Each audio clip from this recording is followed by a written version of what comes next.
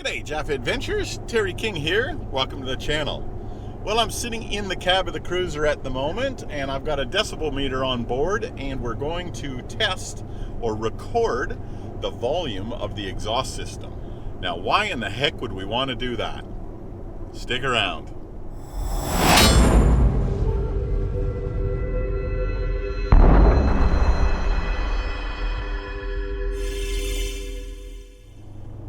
For the frequent followers of the channel, you know I got back from a Cape York trip just recently. And on that trip, I squashed the tip of my exhaust. And the way I dealt with that is the way any good Toyota driver deals with any mechanical issue. I got the angle grinder out. And I chopped the end of the exhaust off, just to get rid of that restriction. So what happened was I had to chop my tailpipe off, right? Because that got squashed between the bumper bar and the immovable object that I hit. However, that was always only a temporary fix for the trip. Now I'm back in civilization and I'm going to address it properly. I've got a Taipan XP exhaust system on this car, and probably about 2 years ago I took the muffler out of it, and I'm now only running the resonator, the rear resonator. The reason I took that muffler off is because I'm a petrol head or a rev head, and I love the sound of a V8, and I love the sound of a nice meaty exhaust. And when I took that out, it definitely improved it. However, I'm still not completely happy with that, and I think I can get a little bit more bark out of this system. And the way that I'm going to do that is I'm going to delete that resonator altogether and run a straight through exhaust. Now, if you're considering a straight through exhaust, you won't simply be able to look at the decibel readings that I've got and say, hey, I'll just do that and replicate it, because there's a lot of other variables and factors that come into it. You know, the tires that you're running, for example, whether you got your windows down, how well your door seals work, all that sort of stuff. But what you will get from me is a before and an after decibel reading, and you'll be able to apply that increase to your specific application. Sitting here at an idle, we're sitting at 50 decibels, and that is with the current exhaust system on it. So a talking voice is sitting around about the high 70s to early 80s decibels, which is about the same as what we're seeing under full throttle.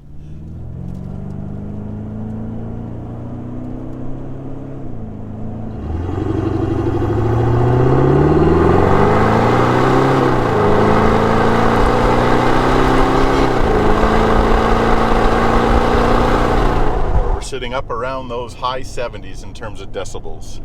80 kilometers an hour, cruising fifth gear, no load. 66, 67 decibels or so with the window up.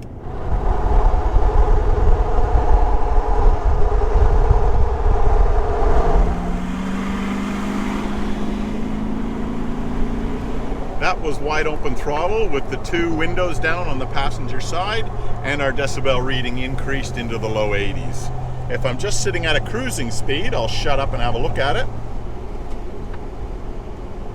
Looks like we're sitting around that low 70s mark with two windows down at a cruising speed at 80 kilometers an hour. So that gives us a really good baseline, and that's been repeatable because I've done it now multiple times.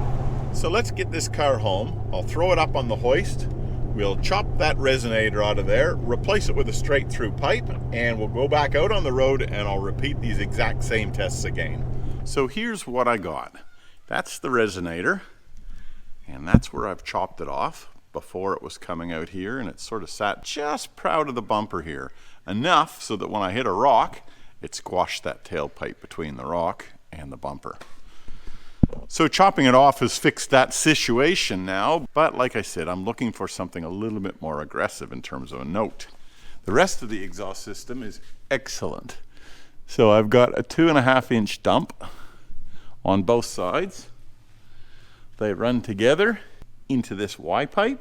This is where the muffler used to be located. I've removed that muffler and I put a piece of straight 3 inch. That allowed me to mount my air tank up here, so that's awesome. I got plenty of room there now. And then the rest of the 3 inch exhaust goes up over the diff, through here, and then out to this resonator.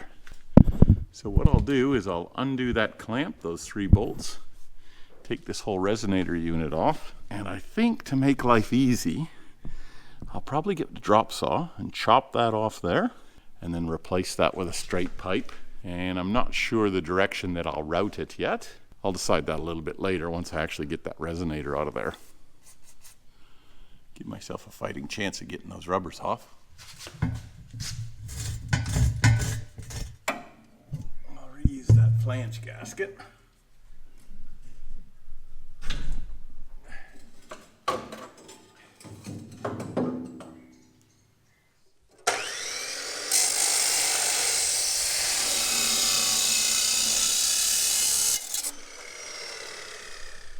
You know, looking at that, it's amazing to think that that baffles sound at all.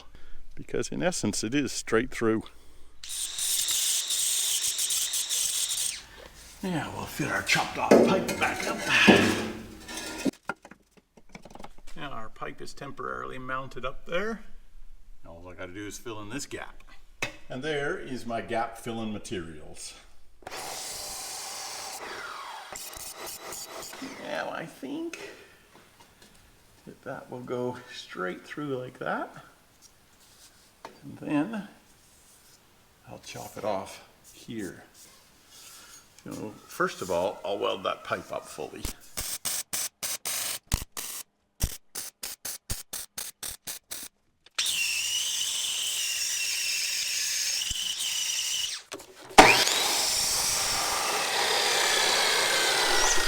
And that's what our dump pipe will look like. When that's welded in place, that's how she's going to look. Nice and tucked up even with the bottom of the car.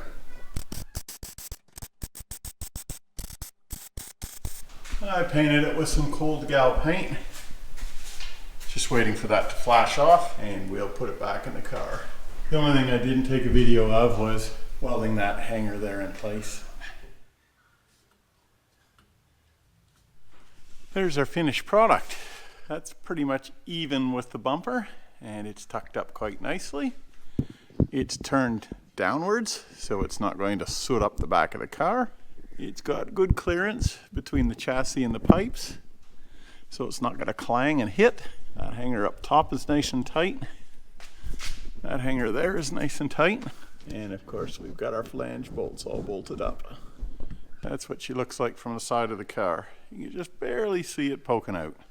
All right, let's pull this sucker off the hoist and kick her in the guts and see what we got for a note. So what do I notice immediately? It's a lot sharper note and I can hear the turbo whistling out the back.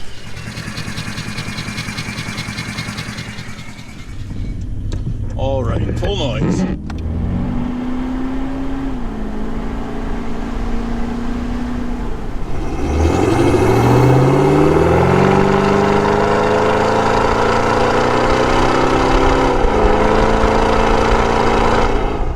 Kilometers an hour, no load on the motor.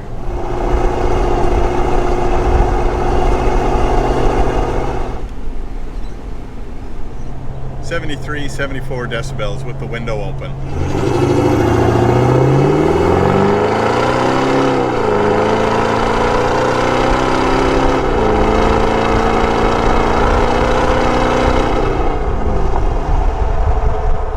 To be honest, there's not that big of a difference in terms of the actual volume, in terms of decibels. What I do notice is that it's a deeper note and a sharper note. But when you're not under any load, you can't tell any difference whatsoever. So what's my conclusions? Well, let's jump into a spreadsheet and have a look-see, shall we? Here's how to read this. I have 3 test conditions, being idle, cruising at 80 in fifth, and full throttle. Each test was repeated 3 times and the average recorded in the spreadsheet. Each test condition was also recorded with the windows up and 2 passenger side windows fully down. Take note that the decibel scale is a logarithmic scale. We perceive a 10-fold increase in decibels to be approximately doubling in loudness or intensity. So in the above example with the windows up, 76 decibels at full throttle is perceived twice as loud as cruising at 66. You can pause the video if you want to review the numbers in a little more detail. What was surprising to me was that the actual change in decibel reading pre and post and the real-world perceived change in loudness in the driver's seat was a lot less than I expected. Regarding the change, what does a magnitude 2 decibel change actually sound like? Listen to your car at idle with the windows up versus the windows down. That's about a 2 decibel increase. Now, I already have an aftermarket exhaust with the muffler removed, and I'm only running the rear resonator. When I removed the muffler a couple of years ago to make room for my air tank, it made bugger all difference to the overall loudness or volume.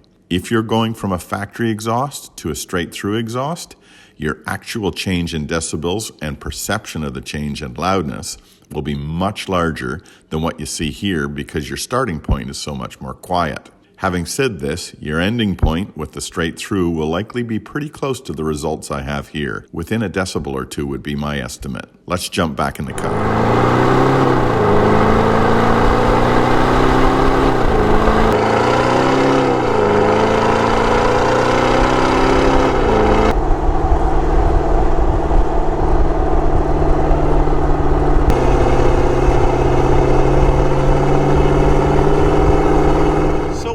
Conclusions can you draw from what I have done here? Your car is going to have a different note and different level, different decibel level than mine is because of other variables or other factors outside of the exhaust. What you can do, however, is draw conclusions between the delta, between the difference pre, when I had an exhaust, to post, when I'm running straight through pipes. And actually that delta is so much smaller than what I thought it was going to be. It's incredible. I have not tested this thing towing. I don't tow a caravan or I don't tow a trailer. So maybe under a constant load, it would bark more. But listen, just driving up hills like I have done, I can't see it. The thing with exhaust notes, however, is they are so subjective. And one person's, yeah, I love this, is another person's, man, I hate this. I guess the conclusion that you can draw is, in my experience, the note has changed. It is definitely louder, but it is not significantly louder. It's not black and white. It's not night and day. And for me, I guess I've got to ask myself the question, why didn't I do this sooner? Maybe it's just laziness. Anyway, folks, I trust you found something useful in this video, even if it's just a little bit of mindless dribble while you're sipping on a beer, which is where I'm heading right now. Keep the shiny side up, everybody. We'll see you the next time around when I've got no idea what's in store for you, or me. We'll catch you later. Bye now.